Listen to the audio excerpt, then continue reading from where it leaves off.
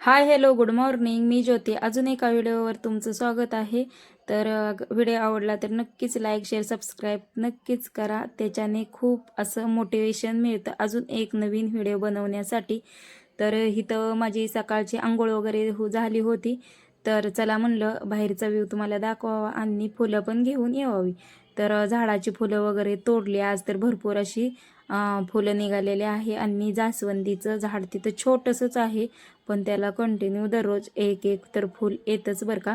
मग हे जास्वंदीची पण दुसरी पण लाल फुले आणि स्वस्तिकची पण फुले आणली होती, कारण की बऱ्यापैकी आत्ता देवांना तर फुलं निघतात, कधी कधी येत नाहीत, पण पावसाच्या वातावरणामुळे फुलं आहेत आत्ता सध्या तर. आणि पलीकड एक जास्वंदीचं झाड मोठं आहे बरं का, पण त्याला असं काय झालंय काय माहिती, फुलंच लाग नाहीयेत. ती झाडाला अशी बुरशी आल्यागत झालंय, त्याच्यामुळे त्याला काही फुलं आता सध्या तर लागत नाही. त्याला कटिंग करावं लागते मग फुलं लागतील.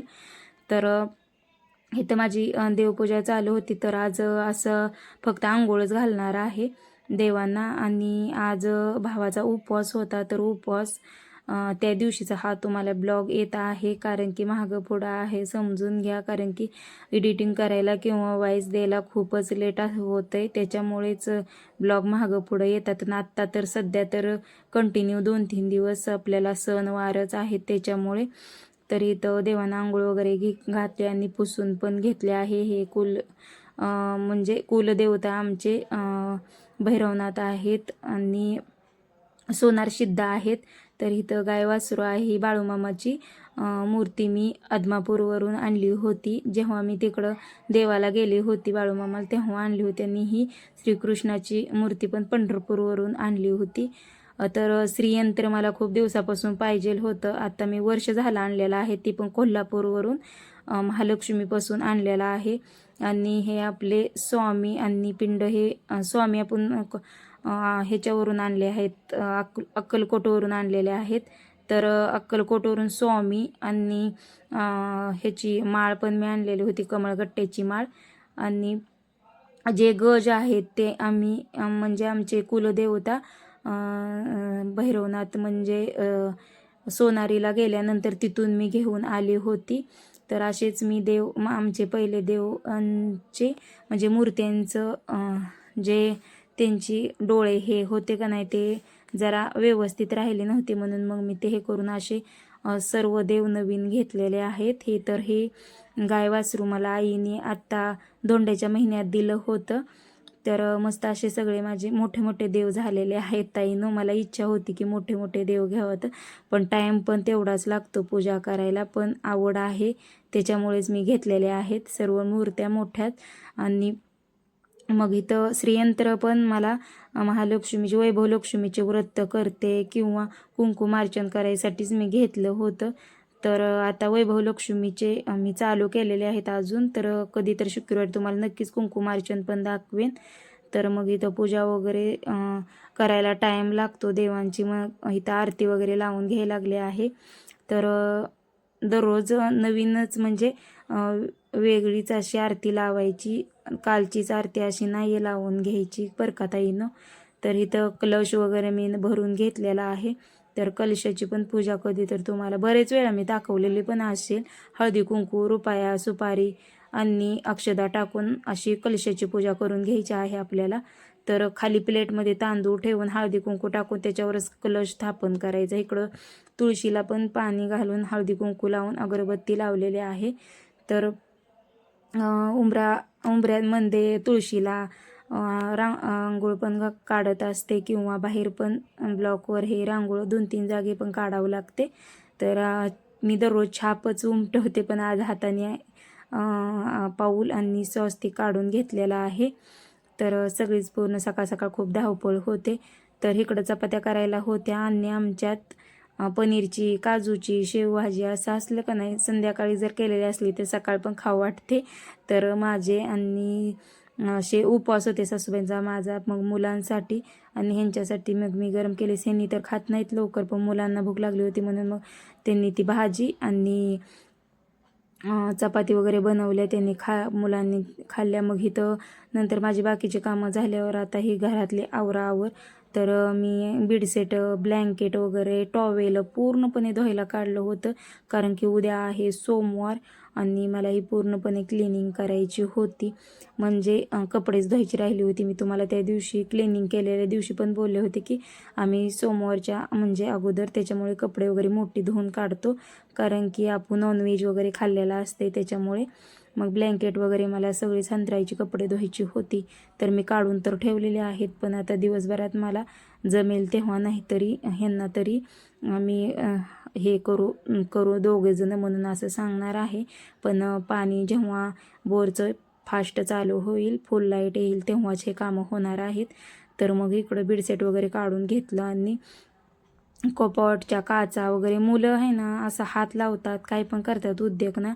मग इथं मी जरा बेड पण पुसून वगैरे घेतला. सारखं साफसफाई केलं तरी ना होतच. मग इकडं झाडून वगैरे घेतलं आणि बघा इकडे ब्लँकेट वगैरे सतरंजी जे आहेत ना ते असं ठेवून दिलं आहे. तर एक मशीन लावलेले आहे आणि दुसरी मशीन आमच्या कपड्यांची लावायची होती. तर इथं टॉवेल, बेडसेट वगैरे मी लावून घेणार होती. तर मग मशीन तर लावली. मग म्हणलं चला पटकनी पुसून घेऊ. आता इनं मॉप आहे बरं का, पण जोपर्यंत मला हाताने पुसल्याशिवाय काही स्वच्छ फडची अशी दिसत नाही, त्याच्यामुळे शक्यतो मी गडबड असेल तेव्हा मॉप वापरते, नाहीतर हातानेच मला छान वाटतं पुसल्यावर. तर असे वन वगैरे उमटत नाही, ते एकदम छान छान फरशी दिसते. तर इकडे आपल्या काचेच्या वस्तू किंवा कप वगैरे असं मी ठेवलेलं आहेत बरं का.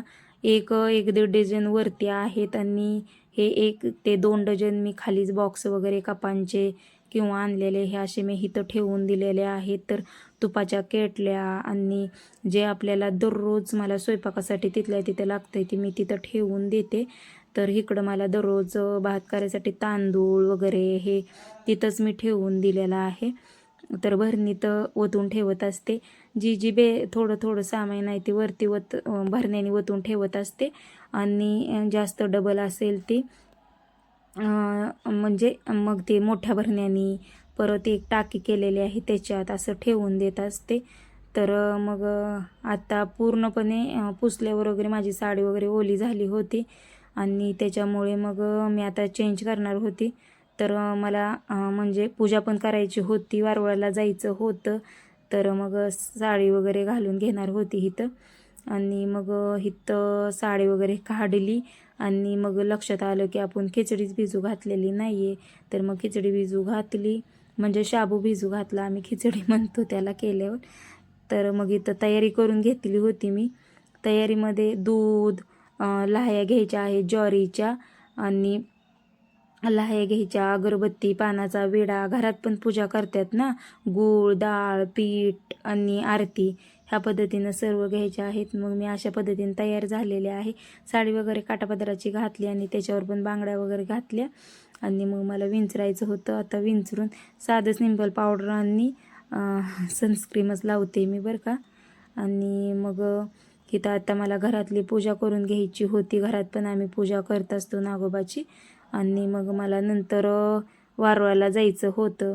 तर तुम्हाला दाखवते घरातली पण पूजा कशा पद्धतीनं असते. ते सगळं साहित्य हे पण तिथंच ठेवायचं असते आणि मग आरती अगरबत्ती सगळं लावायचं. एक फोटो असतो आपल्याला, तो पण फोटो लावायचा आणि हे दोरे असते ते वारुळाजवळ ठेवायचे, पूजा करायची, ते आणायचे आणि हातात घालायचे. नंतर दुसऱ्या दिवशी आपण नैवेद्य दाखवायला जाईल तेव्हा तिथं ठेवून यायची, असं असतंय त्याचं पण. मग इथं दुर्वा आणि हराळ वगैरे आणली होती सासूबाईंनी.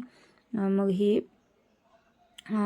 असा असतोय आपला जीव माता, अशी त्याचा फोटो आहे, म्हणजे पार्वतीचाच ते आहे फोटो वगैरे ते. मग लहान मुलांसाठी किंवा मुलाबाळांसाठी दीर्घायुष्यासाठी ही पूजा केली जाते. तर खूप छान असते. त्याच्यामुळे ही आमच्या इकडल्या साईडला तर ही पूजा घरात अवश्य करतात. तर मग इथं असं मी एक पाट वगैरे हंतरून घेतला, त्याच्यावर मग आता ते पीठ गूळ ठेवायचं म्हणून मग त्याच्यावर एक पेपर मी हे केला.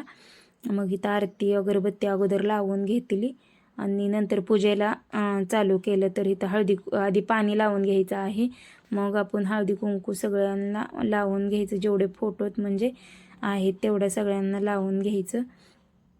आणि पानाचा विडा अगोदर ठेवून तिथं सुपारीची स्थापना करायची. सुपारीला हळदी कुंकू लावायचं आणि पानाचा विडा ठेवून घ्यायचा. पानाच्या विड्यावर हळदी कुंकू व्हायचं.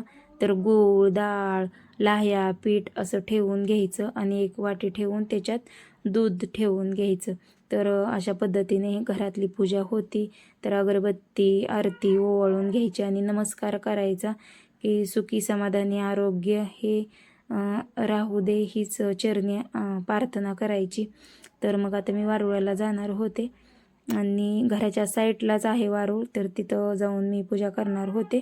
तर इथं नमस्कार वगैरे केला. मग मुलांच्या मागं लागायचं, चला चला मोबाईल द्या घर म्हणून. तर मग बाहेर विराट शूट करत होता. मग म्हणत होता मम्मी इकडं बघ असं त्याचं चालू होतं.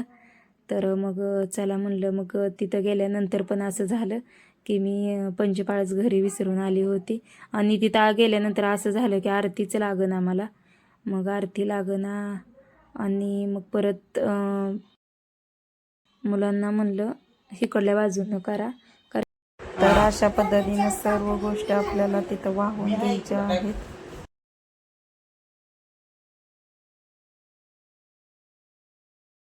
ही नेलेली दुर्वा वगैरे तिथं सगळं ठेवायचं आणि पूजा करायची. तिथून आल्यानंतर मग खिचडी केली. नाचा ब्लॉग कसा वाटला ते नक्की सांगा.